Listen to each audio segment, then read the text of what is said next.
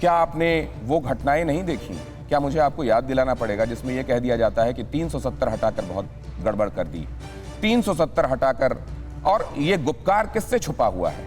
वहां जाकर मातम पुरसी तो की जाती है, लेकिन फिर से वो बातें दोहरा दी जाती हैं जो 370 के लिए सॉलिडेरिटी दिखाने वाली होती हैं। 370 को लेकर वो बातें होती हैं जो पाकिस्तान कहता है मैम, और उसके बाद आप कहती हैं कि वो कौन सी बातें हैं?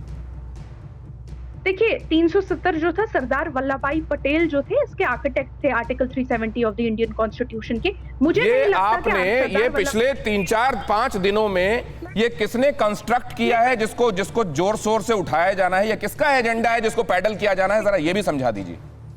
दो चीजें देखिए, ये एजेंडा मुझे लगता है कि आप लोग जो है बार बार, बीजेपी ने नॉर्मलसी का एजेंडा चलाया था, बीजेपी ने नया कश्मीर का एजेंडा चलाया था, और बिंद्रोजी के मरने से पहले भी 22 सिविलियंस की मौत हो चुकी थी। इस साल बिंद्रोजी की मौत, और मैं मौत नहीं कहूंगी, निंदनीय हत्या कहूंगी।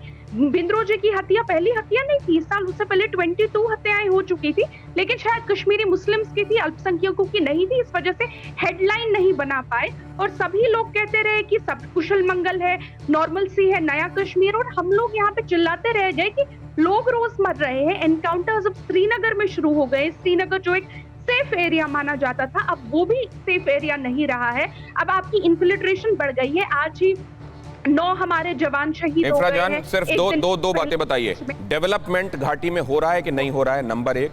नंबर 2, आपकी निगाहों में नॉर्मलसी क्या है? जी ठीक, दोनों चीजें बता दूं। डेवलपमेंट हो रहा है या नहीं, नया कश्मीर के नैरेटिव पे नहीं देखेंगे, आंकड़ों पे देखेंगे।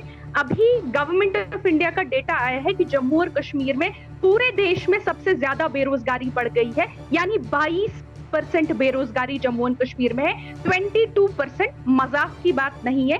यही बेरोजगारी 2010 में 3% हुआ करती थी। आप खुद ही समझ लीजिए डेवलपमेंट हो रहा है या नहीं हो रहा है, इस पे मैं कुछ नहीं बोलूंगी। उसके बाद आप कहते हैं नॉर्मलसी क्या है? उसके बाद नॉर्मलसी ये है कि एक बिंद्रोजी जो हमारे कश्मीरी पंडित भाई हैं, वो अपने घर में उतना ही सुरक्षित महसूस फील करें जितना एक इफ्रा जान एक पॉलिटिकल वर्कर करेंगी जिनकी मौतें भी हुई हैं, जितना वो ट्रक ड्राइवर करेगा जिसकी मौत, अब्दुल मजीद, जिसको इससे पहले मारा गया, जितना वो पुलिसमैन करेगा जिसको फरवरी में अपनी पूरी फैमिली के साथ एक कश्मीरी मुसलमान पुलिस वाले को मारा गया था, पूरी फैमिली को। ये सभी लोग, चाहे हिंदू हो, मुसलमान हो, सिख हो, जो टारगेट हो रहे हैं पूरे साल से, वो नॉर्मल फील करें, वो सेफ फील करें। वो नॉर्मलसी का पहला पड़ाव होता है। आप चुनाव करते हैं, लोगों को अपने नुमाइंदे खुद चुनने दें, फिर चाहे वो हमको नहीं चुने वो हमको, लेकिन लोगों को अपनी सरकार चुनने दें, डेमोक्रेसी बनाएं, वो नॉर्मलसी होता है। आपने जो स्टेटहुड के वादे किए थे, वो स्टेटहुड रिटर्न करें, क्योंकि वो नॉर्मलसी होता है। ये सभी चीजें जो है, ना डेवलपमेंट हुआ ना नॉर्मलसी आई। प्रेम शुक्ला जी। उन्हें इफ्रा जान ये मिलाकर कहना चाह रही हैं कि चूंकि वहाँ पर जो है डेवलपमेंट नहीं हो रहा है जैसा इनका कहना है, इसके कारण आतंकवाद वहाँ पनप रहा है, ऐसा कहना चाह रही हैं।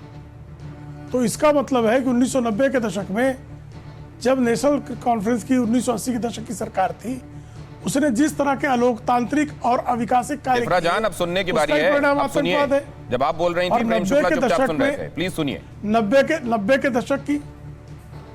के दशक की यह स्थिति थी कि स्वयं फारूक अब्दुल्ला सपरिवार न केवल घाटी से बल्कि जम्मू एवं कश्मीर से भाग खड़े हुए थे, और जब वहां पर नॉर्मलसी भारत सरकार की सुरक्षा बलों ने लाया, भारत के गृह मंत्रालय ने लाया, तब जाकर वहां पर जब लोकतांत्रिक प्रक्रिया चुनावी प्रक्रिया में प्रारंभ की गई, तो चुनावी प्रक्रिया के समय आए वो। तो आपकी जो दशा और आपका जो दूसरा शासनकाल है उसकी दशा और 2019 के बाद की कश्मीर की दशा देख ले, चाहे आतंकवाद के आंकड़े हो, चाहे मृत्यु, जिस तरह के लोगों को, निर्दोष नागरिकों को निशाना बनाए जाने का आंकड़ा हो, सुरक्षा बलों को निशाना बनाए जाने का आंकड़ा हो, और आतंकवादियों का सफाया हो। इन रेशियो को आप देखेंगी तो आतंकवादियों का जबरदस्त सफाया हुआ है, घाटी में शांति लौटी है, लेकिन जितनी शांति की आवश्यकता है उसमें बाधाएं खड़ी की जा रही हैं, निर्दोषों को बलि चढ़ाने का प्रयास हो रहा है, और इस तरह जो बलि चढ़ाने का जो वो 22% का हवाला भी दे रही हैं जिहादी तत्व, और उनके नेता ने तो चीन तक का जिक्र कर दिया था, जो है लगातार समर्थन करती रही हैं। परवाह देश की, सोमवार से शुक्रवार रात 10 बजे TV9 भारतवर्ष पर।